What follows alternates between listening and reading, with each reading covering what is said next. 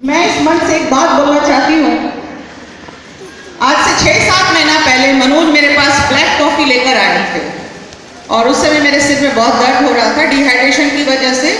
सुबह में एक आध सर्जरी आ गई थी इमरजेंसी, तो मैं बिना ब्रेकफास्ट के आ गई थी। इसने तुरंत पैकेट खोला और बोला कि मैम आप इसको पी के देखिए, और सचमुच में विदिन 5 मिनट्स कोई चमत्कार हो गया। मेरा सिर का दर्द कहाँ गायब हो गया मुझे नहीं मालूम। फिर मनोज को मैंने बुला के कहा कि भाई वो कॉफ़ी जो तुम लाए थे, मैंने उसको देखा भी नहीं था कि उसमें डिएक्शन लिखा हुआ है। फिर मैंने उसको बोला कि जो तुम कॉफ़ी लेके आए थे भैया एक पैकेट दे जाओ, हमें तो ये बराबर ज़रूरत पड़ेगी। वो ला के दिया। उसके 2 महीने के बाद उसमें से मैंने बीच में जब मुझे सिर दर्द होता था तो मैं निकाल के पी लेती थी। तब मुझे पता चल गया था कि ये डिएक्शन का है। तो मैं नवंबर में दिल्ली गई तो मेरे पास 20 उसमें से कुछ पड़ा हुआ था। मेरा बेटा MBA कर रहा है, तो मैं उसके लिए लेती गई कि वो हो सकता है कभी रात में पढ़ते पढ़ते थक जाए तो उसको यूज़ करेगा तो फ्रेश लगेगा। उसने मुझे फ़ोन करके बोला कि मम्मी ये कॉफ़ी बहुत अच्छा है। तो अभी हाल में मनोज हमारे पास आया था तो हमने इनको भी बताया कि बाबू कह रहा था कि कॉफ़ी बहुत अच्छा है। अच्छा, उसके कुछ दिन बाद 8 जनवरी को मेरी मदर बहुत ज़बरदस्त ठंडा लगने से कोल्ड स्ट्रेस की शिकार हो गई। उसको हेरिटेज में हम लोग एडमिट किए। मल्टी सिस्टम फेलियर में मेरी माँ चली गई थी। उसको पहले से लिवर सिरोसिस था, दवाइयाँ चल रही थी, और वहाँ जाने के बाद किडनी भी उसका बॉर्डर लाइन पे आ गया था। और उसको आईसीयू में हम लोगों ने 5 दिन रखा था और बिल्कुल हमारी सांस ऊपर नीचे होती थी, पता नहीं ये रहेगी कि नहीं रहेगी। 6 महीना पहले मैंने अपने फादर को खोया। 13 जून मनोज ने गायनोडर्मा मुझे दिया जबरदस्ती। 18 तारीख को मैम आप इसको पिलाइए।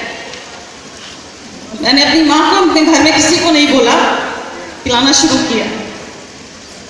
72 घंटे के अंदर मेरी माँ जो बिस्तर पे टॉयलेट करती थी मुझे ही करना पड़ता था क्योंकि यहाँ नर्सेज मिलती नहीं है जल्दी नाइट के लिए। 72 घंटे बाद मैंने देखा मेरी माँ रात में उठ के खुद से बैठ गई है।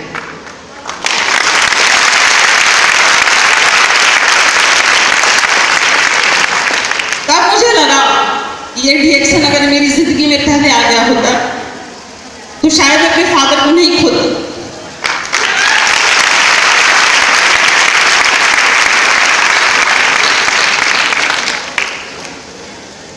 23 साल से मैं प्रैक्टिस कर रही हूँ गायनी का। मेरे फादर ने मुझे पढ़ाने में बहुत पैसे लगाए और उस पैसों को वसूलने में समाज से मैंने भी बहुत पैसे लिए हैं और एक अच्छी अपनी स्टेटस बनाई है। पर इस डिएक्शन में जुड़ने के बाद मुझे ऐसा लग रहा है कि मुझे समाज को बहुत कुछ वापस देना है। हम डॉक्टर्स, हमारी जो कम्युनिटी है ये पैसा बनाने में लगी रहती है कि हम किस तरह से लोगों को बेवकूफ बना के पैसा ले लें। हालांकि ये मेरे संस्कार में नहीं है, लेकिन कभी कभी कोई बहुत चालाकी करता है तो हमें भी उस तरह का थोड़ा करना पड़ जाता है। लेकिन आज के बाद मैं एक कसम खाती हूँ, कभी दिमाग में ये बात भी नहीं आनी चाहिए किसी भी डॉक्टर को कि अगला जो मरीज आपके सामने इतने कष्ट में आता है उसको चीट करने का सोचिए आप। इस मंच से एज अ डॉक्टर मैं स्पाइरुलिना और गायनोडर्मा दोनों के बारे में कुछ बोलना चाहूँगी। स्पाइरुलिना यूनिसेल्यूलर है और हमारी पूरी बॉडी सेल से बनी हुई है। आपके बोन्स, आपके हेयर, आपकी स्किन, आपके सारे ऑर्गन एक सेल मिलके एक ऑर्गन बनते हैं। क्योंकि स्पाइरुलिना यूनिसेल्यूलर है, इसका जो सेल वॉल है वो बहुत पतला है और हमारा जो सेल होता है उसका जो आउटर मेम्ब्रेन, उसकी जो सीमा होती है उसमें एक छोटा छेद होता है, उसको बोलते हैं साइटोप्लाज्मिक पोर्स। उसमें से ये घुसने में बहुत कामयाब हो जाता है आराम से।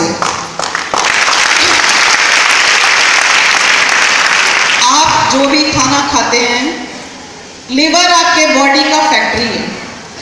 वो आपके सारे खाने को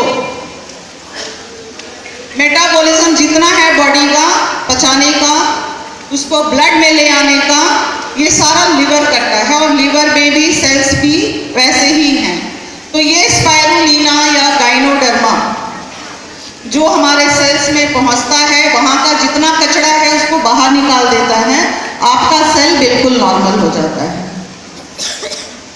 बॉडी आपकी जितनी अल्कलाइन रहेगी, बॉडी आपकी जितनी अल्कलाइन रहेगी, आप उतने स्वस्थ रहेंगे। अल्कलाइन बॉडी के लिए फूड में क्या है हमारे यहाँ इंडियन वेरेस में? मूंग, हरा मूंग आप अगर खाएंगे वो अल्कलाइन है। हरी सब्जियां अल्कलाइन हैं जिसमें कलर्स हैं, जैसे गाजर हो गया, शिमला मिर्च हो गया, ऐसे बहुत सारे फूड हैं जो अल्कलाइन हैं। लेकिन उस अल्कलाइन पीएच को पहुंचने के लिए आपको आधा केजी मूंग खाना पड़ेगा, जो कि प्रैक्टिकली संभव नहीं है। लेकिन अगर स्पाइरुलिना का 3 से 5 ग्राम खा लेते हैं, आपकी पूरी बॉडी अल्कलाइन हो जाएगी। कोई भी माइक्रो ऑर्गेनिज्म,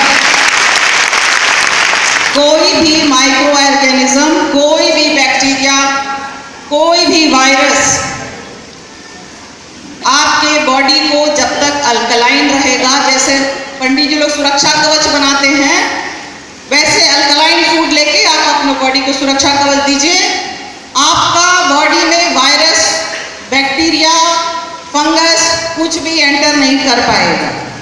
आप अगर बीमार होते हैं, एक मोटी रकम आपके घर की आय की डॉक्टरों के पॉकेट में चली जाती है, चाहे वो जिस पैथी से हो, एलोपैथी से हो, होम्योपैथी से हो, आयुर्वेदिक से हो, किसी भी पैथी में आपके घर का पैसा चला जाता है।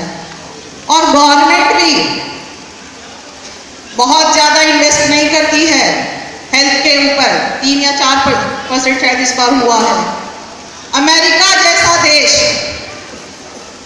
जैसा देश मेडिकल इंश्योरेंस विड्रॉ कर रहा है, क्योंकि सरकार के पास भी पैसा नहीं है। तो जब आप अपनी इमारत सही रखेंगे, अपनी बॉडी सही रखेंगे, आपको हेल्थ प्रॉब्लम्स नहीं होगी, तो इन चीज़ों की जरूरत ही नहीं पड़ेगी। मैं भी बहुत लोगों को अभी जैसे बोलती हूँ कि भाई इस पर हम दवा तो लिख रहे हैं, पर स्पाइरुलिना खाओ। वो लोग बोलते मैडम बहुत महंगा है। अब उनको जब डिवाइडेड डोज में बताया जाता है कि भैया 3 या 4 रुपये पर डे तुमको पड़ेगा, तुम इसको लो, तो महिलाएं तैयार हो जाती हैं कि हाँ इसको हम खा सकते हैं और ले सकते हैं।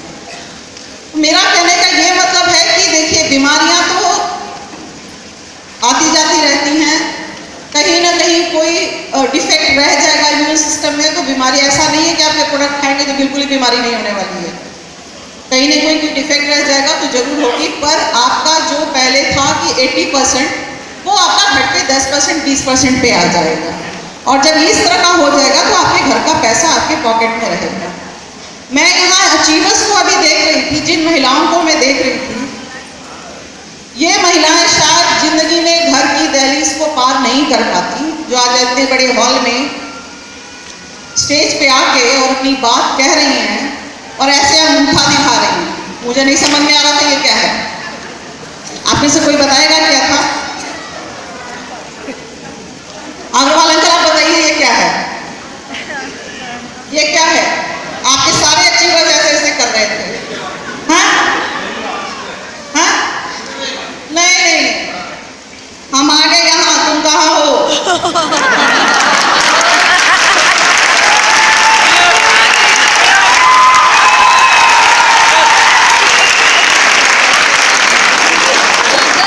लेवल ऑफ कॉन्फिडेंस उन औरतों का मैं देख रही थी, जो एक तो क्या नाम है, दीना, क्या नाम है, Dhano Devi, hats off to Dhano देवी।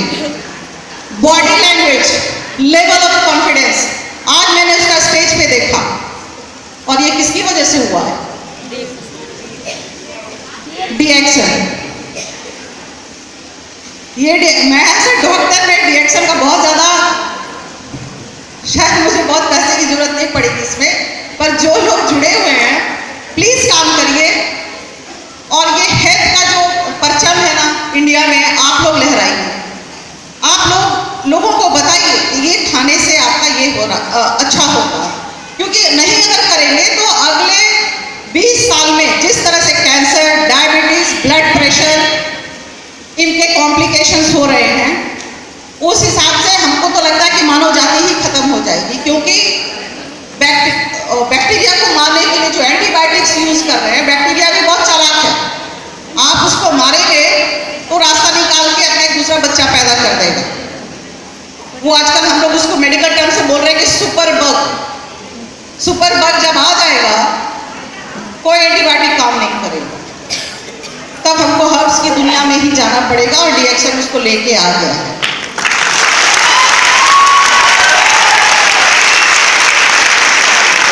तीसरी बात मैं बोलना चाहूंगी, मैं यहाँ तब से बैठ कर लोगों देख रही थी, आप में से किसी ने इस लोगों को देखा है ध्यान से? यहाँ बहुत लोग शिव जी को जल चढ़ाते हैं, शिव जी का 3 त्रिशूल है? लग रहा है ना?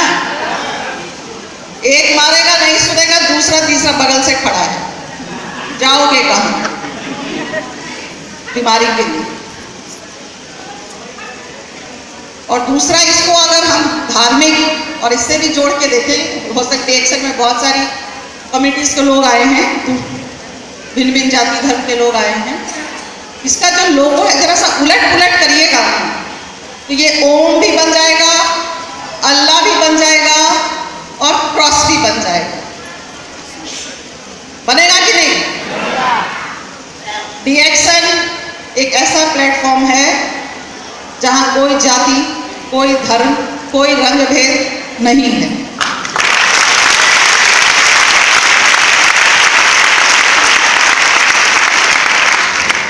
एंड लास्ट में my thanks to Agarwal uncle बोलूं, भैया बोलूं, मुझे नहीं समझ में आ रहा है। Thank you ma'am, thank you. जोरदार तालियां।